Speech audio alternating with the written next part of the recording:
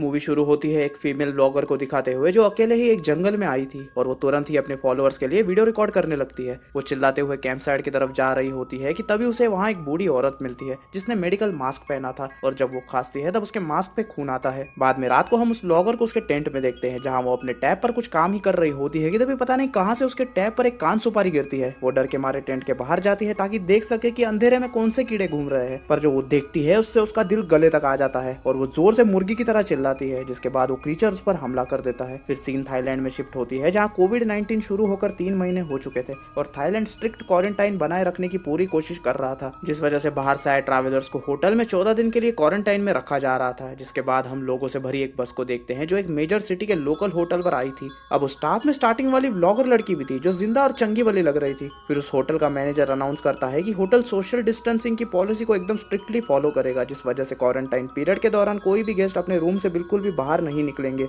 और उनके सारी जरूरत की चीजें होटल स्टाफ उन्हें ला कर देगा और साथ ही उनका टेम्परेचर भी चेक करेगा। फिर सीन इस ब्लॉगर पर शिफ्ट होती है जो एक हैजमेट सूट और प्रोटेक्टिव गॉगल्स पहन लेती है, जिसके बाद वो एक गेस्ट के रूम में जाती है। फिर सीन एक दूसरी होटल लेडी पर शिफ्ट होती है जो एक गेस्ट का दरवाजा खटखटाती है जिसका नाम फेम था। वो होटल लेडी देखती है कि फेम के डेस्क पर दुनिया भर की दवाइयां पड़ी थी, पर फेम बोलती है कि उसे कोई बीमारी नहीं है। होटल लेडी बोलती है कि अगर आपको कोई प्रॉब्लम हो तो हमें बुला लेना। फिर होटल मैनेजर बाकी 2 हाउसकीपर से बात करता है जिन्हें उसने होटल में छोड़ा था। वो उन्हें यहाँ पर और लोगों को काम पे लगाने के लिए बोलता है, जिस पर एक लड़की बोलती है कि उसने पहले ही जॉब की एड पोस्ट कर दी थी पर कोविड के डर से कोई भी यहाँ पर काम नहीं करना चाहता। जिसके बाद हाउसकीपर पॉन्ड नाम की लड़की के साथ हाल ही में खाली हुए रूम को क्लीन करने जाती है, जहाँ उन्हें बेड के नीचे से एक मरा हुआ चूहा मिलता है जिसे 2 कान सुपारियों ने खाया हुआ था, जिसे देखकर वो दोनों लेडीज डर जाते हैं। फिर सीन फेम पर शिफ्ट होती है जो एक 2 बच्चे के बाप को देखती है। तभी मैनेजर वहाँ आके देखता है कि वो आदमी खाने के प्लेट में से झींगे निकाल रहा था। मैनेजर उसे ऐसा करने से मना करता है पर वो आदमी बोलता है कि उसके बेटे को झींगों से एलर्जी है। तभी उस आदमी का बेटा अपने रूम से बाहर आता है और खौफनाक तरीके से अपने बाप को घूरते हुए खाने की प्लेट उन पर फेंक देता है और एकदम से अपने रूम में चला जाता है। उसी दौरान उस पागल की बहन फेम से मिलकर अपने भाई लियो की हरकतों के लिए माफी मांगते हुए कहती है कि उसका भाई पहले ऐसा नहीं था। दरअसल जब वो छोटे थे तब उनकी माँ की डेथ हो गई थी, जिससे उसके भाई को बहुत बड़ा सदमा लगा था।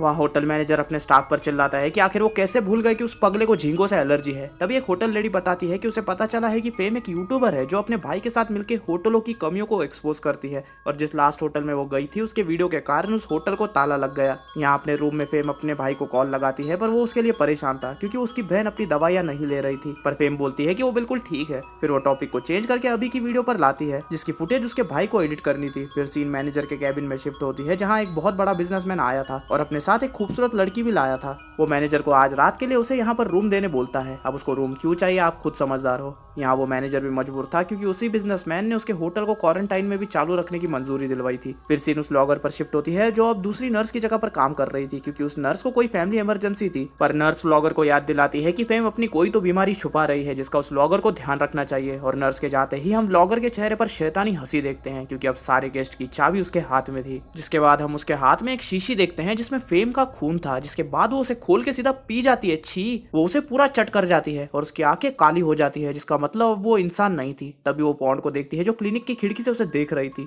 पॉन्ड डर के मारे भागते हुए मैनेजर के पास जाती है, पर इससे पहले वो उसे कुछ बता पाती ब्लॉगर अचानक से उसके पीछे आ जाती है तो पॉन्ड वहां से चली जाती है और यहाँ ब्लॉगर मैनेजर को उसकी दवाई देके उसे इंप्रेस कर लेती है। उसी रात लियो की बहन अपने रूम में कान सुपारी के ऊपर एक वीडियो देख रही होती है जिसमें एक पुराने सेंटीपीड मॉन्स्टर के बारे में बताया जाता है कि कैसे वो इंसानों के शरीर को अपना होस्ट बनाता है। वहीं पॉन्ड डिसाइड करती है कि अब वो इस हॉस्पिटल में काम नहीं करेगी। वो सीढ़ियों के जरिए बेसमेंट में ही पहुंचती है पर देखती है कि दरवाजे के उस तरफ वो ब्लॉगर उसका इंतजार कर रही थी। पॉन्ड फिर से ऊपर ही भागने वाली होती है कि तभी वो ब्लॉगर एक कान सुपारी में बदल जाती है और अपने डंक को सीधा पॉन्ड के आर पार कर देती है, जिससे ये साबित होता है कि जब स्टार्टिंग में वो ब्लॉगर जंगल में उस मॉन्स्टर को देख के चिल्लाई थी तब उस मॉन्स्टर सेंटीपीड ने इसकी बॉडी पर कब्जा कर लिया। वो ब्लॉगर अब इंसान नहीं रही थी और सेंटीपीड के वश में आने के कारण उसमें उसके खून की भूख आ गई थी। जिसके बाद वो ब्लॉगर पॉन्ड को ऐसे जान से मारती है कि उसे पाउंड्स पाउडर भी नसीब नहीं होता। दूसरी तरफ लियो की बहन देखती है कि बेसिन से गंदा पानी आ रहा था जैसे उसमें खून हो, तो वो लियो को कॉल करके दूसरे रूम में बुलाती है और जब वो अपना नल चेक करता है तो उसमें भी सेम ही पानी आ रहा था। तो वो अपनी बहन को कहता है कि वो देखेगा कि आखिर माजरा क्या है। फिर नीचे जाते वक्त लियो को सीढ़ियों पे फेम बैठी हुई मिलती है जो वहाँ सुट्टेबाजी कर रही थी, तो लियो उसका लाइटर लेके नीचे जाने लगता है तो अपने लाइटर के लिए फेम भी उसके पीछे जाती है और थोड़ा नीचे जाते ही लियो को सीढ़ियों पर खून के निशान दिखते हैं और तभी उसकी नजर कोने में पड़ती है जहाँ एक चीर फाड़ की हुई लाश पड़ी थी। जिसके बाद वो दोनों हॉलवे में जाकर एक सिक्योरिटी गार्ड को अलर्ट करते हैं तो मैनेजर उनके साथ नीचे आता है पर वहाँ कोई बॉडी नहीं थी। इससे हैरान होकर वो लोग हॉलवे में वापस आते हैं जहाँ वो उसी गेस्ट से मिलते हैं जिसके रूम में हमने उस व्लॉगर को पहले घुसते हुए देखा था।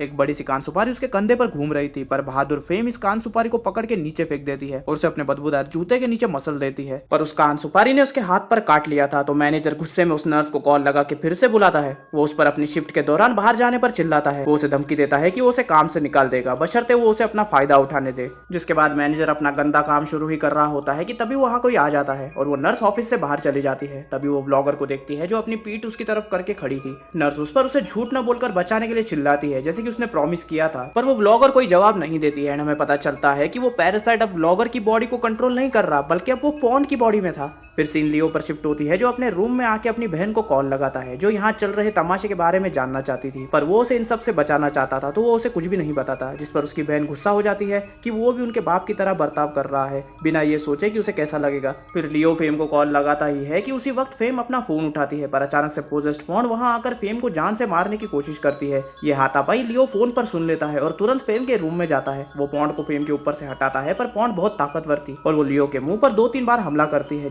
जिसके बाद वो 7वें फ्लोर से कूद के भाग जाती है। फिर फेम और लियो इसके बारे में मैनेजर को रिपोर्ट करते हैं, जिसे अभी भी उनकी बातों पर यकीन नहीं होता, तो वो लोग उसे सिक्योरिटी कैमरा फुटेज चेक करने के लिए कहते हैं, पर सारी कैमरा रिकॉर्डिंग तबाह हो चुकी थी और वहाँ कोई टेक्नीशियन भी नहीं था। तो लियो मैनेजर का गला पकड़ लेता है और बोलता है कि उन्हें जल्द से जल्द इस होटल से बाहर निकलना है। दूसरी तरफ उसकी बहन रूम से बाहर निकल के बेसमेंट में जाती है, जहाँ वो देखती है कि पोजेस्ड पॉन्ड उस नर्स को बेसमेंट में लाके उसे जान से मार देती है। जिसके बाद वो अपनी छुपने की जगह से बाहर निकलती है और एक वॉशिंग मशीन में कुछ तो हिलते हुए देखती है। वहाँ लियो अपने रूम से बाहर निकल के अपनी बहन को ढूंढने लगता है। वो फेम का दरवाजा बजाता है और देखता है कि फेम अपने भाई के साथ थी। फिर फेम भी लियो के साथ चल पड़ती है एंड वो दोनों बेसमेंट में जाते हैं, जहाँ लियो को जमीन पर खून पड़ा हुआ दिखता है और उसके ही बाजू में उसकी बहन का ब्रेसलेट था। तभी लियो का दिमाग खराब हो जाता है और वो अपना गुस्सा फेम के भाई पर निकाल देता है और उन दोनों में मैच शुरू हो जाती है। फेम उन्हें रोकने की कोशिश करती है, पर वो खुद ही जमीन पर गिर जाती है। पर तभी लियो की बहन वहां आती है और मैनेजर वो वॉशिंग मशीन खोलता है, जिसमें उन्हें एक डेड बॉडी मिलती है, जिस पर फेम धमकी देती है कि वो इस होटल को सोशल मीडिया पर बदनाम कर देगी। पर वो मैनेजर उसे ऐसा न करने की भीख मांगता है।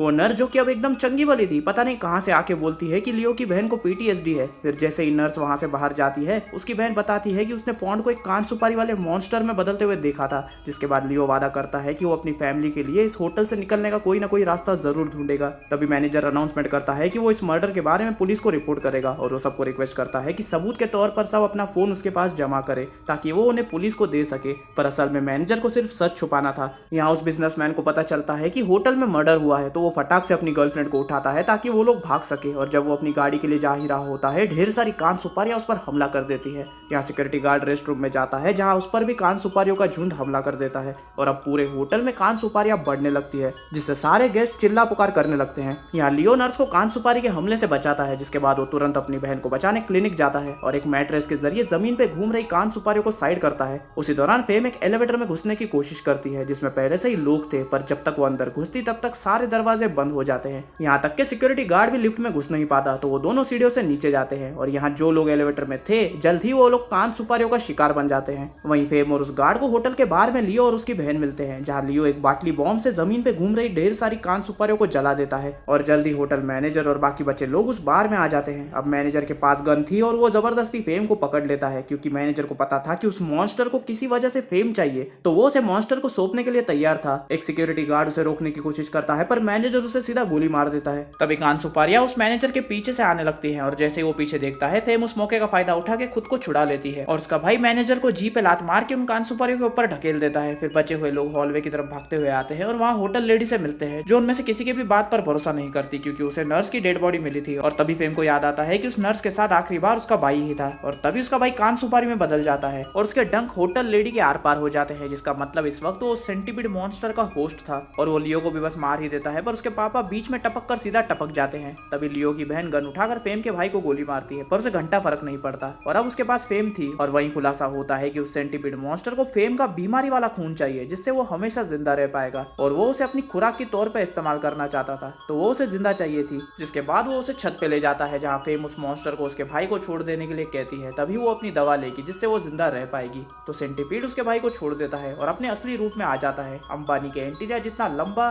ढेर सारे डंक और काले गू जैसे चेहरे के साथ। वहीं जमीन पर लियो की आंख अपने मरते हुए बाप के सामने खुलती है, जो उसे उनकी माँ का लेटर देता है जिसमें उन्होंने उनके पापा को बच्चों का ध्यान रखने के लिए कहा था। इतने सालों तक लियो अपने बाप से इसलिए नफरत करता था क्योंकि उसने अपने बाप को उनके माँ का ऑक्सीजन मास्क हटाते हुए देखा था, पर उसे ये नहीं पता था कि उनकी माँ ने ही उन्हें ऐसा करने के लिए कहा था क्योंकि वो तड़प रही थी। फिर सीन फेम पर शिफ्ट होती है जो होटल के छत पर किसी तरह के सफेद जाल जैसे चीज में पड़ी थी। तभी उसका भाई ऊपर चढ़ के उसे छुड़ा के ले जाने लगता है कि तभी वो सेंटीपीड मॉन्स्टर उन पर हमला कर देता है, पर एन वक्त पर लियो वहां आकर अकेला ही उस मॉन्स्टर से भिड़ जाता है ताकि फेम और उसके भाई को भागने का मौका मिले। वो अपनी पूरी ताकत से सेंटीपीड को रोकने की कोशिश करता है, पर वो सेंटीपीड अपने डंक को लियो के पेट में घुसेड़ देता है। उसकी बहन ये सब देख लेती है और रोने लगती है और अपने आखिरी सांस के साथ लियो उस सेंटीपीड को जान से मार देता है। फिर सीन 1 साल बाद शिफ्ट होती है जहां ये देश पूरी तरह कान सुपारियों के हमलों के चपेट में आ चुका था और अभी फेम, उसका भाई और लियो की बहन मिलकर इन कान सुपारियों का खात्मा करने का काम कर रहे थे। और उसी दौरान एक सेंटीपीड के जहर के कारण फेम की खून की बीमारी भी ठीक हो जाती है। फिर एक दिन उन्हें एक अबैंडन्ड बिल्डिंग से एक लड़की का कॉल आता है, तो वो वहां पर सेंटीपीड्स को भगाने के लिए स्मोक मशीन्स का इस्तेमाल करते हैं। तभी वो उस लड़की की तरफ मुड़ते हैं और फेम को रियलाइज होता है कि उस लड़की के हाथ में वही लाइटर है जो 1 साल पहले लियो ने उससे लिया था। वो लड़की बताती है कि 1 घंटे पहले उसे एक आदमी ने बचाया और कहा कि वो ये लाइटर फेम को दे दे। और एंड में हमें दिखाया जाता है कि लियो अब भी जिंदा है, पर अब वो आधा इंसान और आधा सेंटीपीड हाइब्रिड है।